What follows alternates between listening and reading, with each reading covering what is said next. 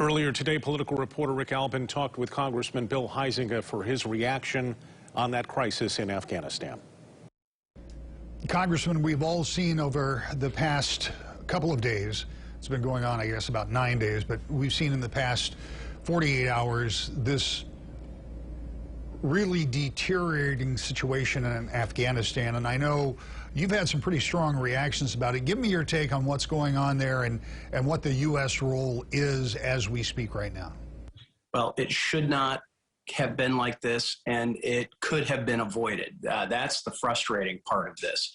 And you all have run stories about work that myself and others in West Michigan have been doing, trying to get interpreters back out of Afghanistan, for example. And this administration has been dragging its feet. Clearly, it did not plan. And I think there's responsibility with General Milley. I think there's responsibility with Secretary Blinken. Frankly, I think they ought to resign. This is that much of a complete debacle.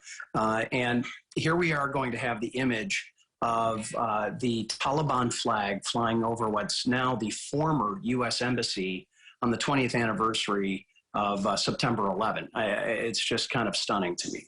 When you talk about assessing blame and having people resign, do you think that this was a miscalculation, or was this something you say it could have been prevented? How could it have been prevented? Well, first of all, it doesn't take a genius to know that we needed to create a security bubble. As we were seeing the rapid deterioration in the other parts of the country, how did they not expect that this wasn't going to be happening in Kabul as well?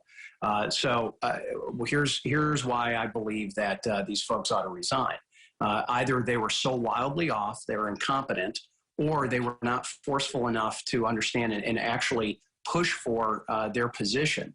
And at some point, the responsibility stops with the president and those that advise him. And I don't think Joe Biden's going to be resigning over this. Clearly, based on what his speech was, he's doubling down. In fact, he was blaming everybody from the Afghans, the military in Afghanistan, the governmental structure, the geography, the history, and every president before him, including, by the way, the one he served with for 8 years as vice president, blamed them for what was happening, not for his ineptitude when it came to actually doing a pullout in a measured way.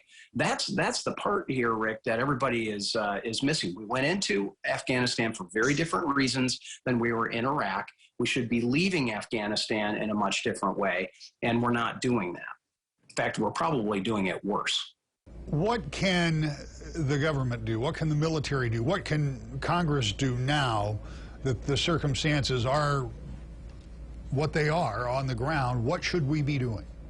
Yeah, I wish I would have heard more clarity out of the president saying that if the Taliban harm any Americans or any of our allies and friends in the country, that we would retaliate. Now, here's the oddity of this whole thing.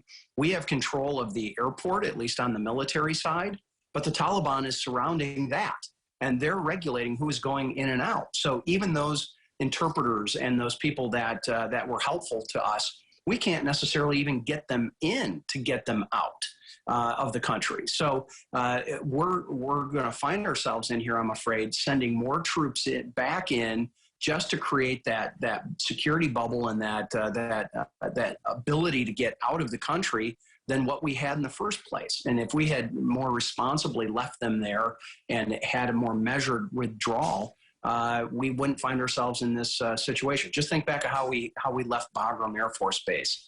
I mean, that was just a travesty in itself, and that should have been a harbinger for and a lesson for what we're seeing today.